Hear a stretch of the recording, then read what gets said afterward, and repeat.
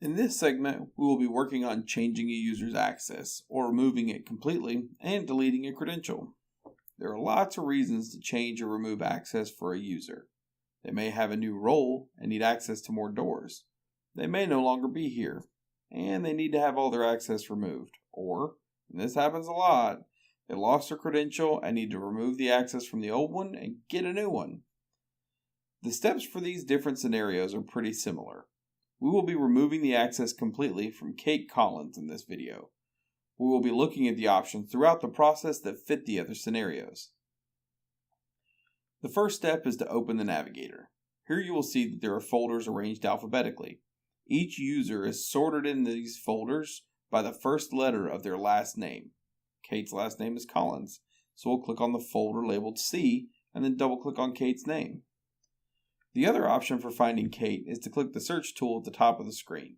It's the guy with the binoculars.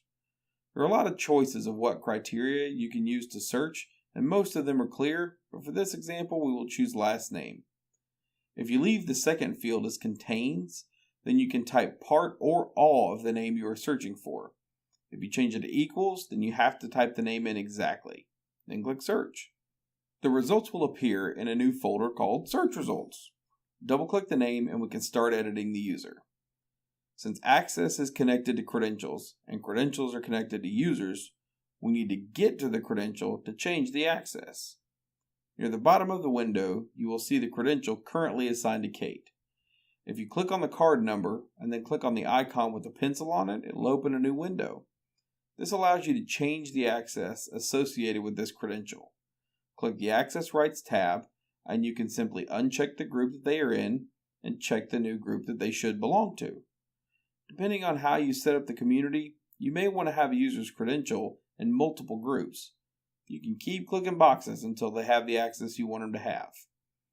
If you want to add access to a specific RFID lock that is not in the access group, you can click the Engage Doors tab and select each lock not in their access group and add access for those doors as well. Once you have it all set, simply click OK. If you want to remove access from a credential that was lost, all you need to do is select the credential and then check the box for deactivation.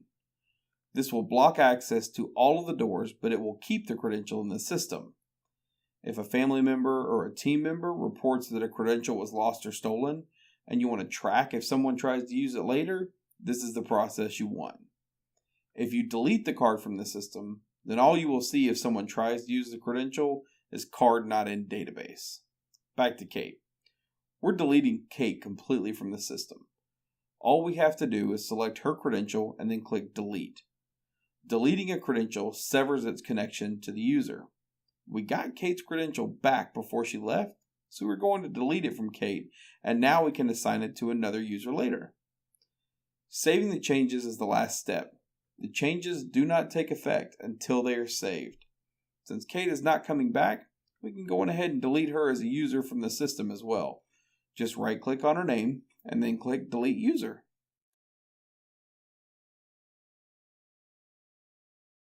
Time for a recap. There are lots of reasons access may need to change for a user. What those reasons are determine how we should make our changes. If they lost their credential or left permanently with it, then we would want to deactivate it. If we got the credential back and they no longer need access, we can delete the credential from the user so that it is reusable. And access for individuals can be changed at any time. Congratulations, you just removed access from a user in the system, and now you know how to change the access for users too. The next video will cover access groups and how to create and edit them. If you need further assistance or have questions the video didn't answer, please email support@tech-sage.com to connect with a tech support agent. Thanks for watching.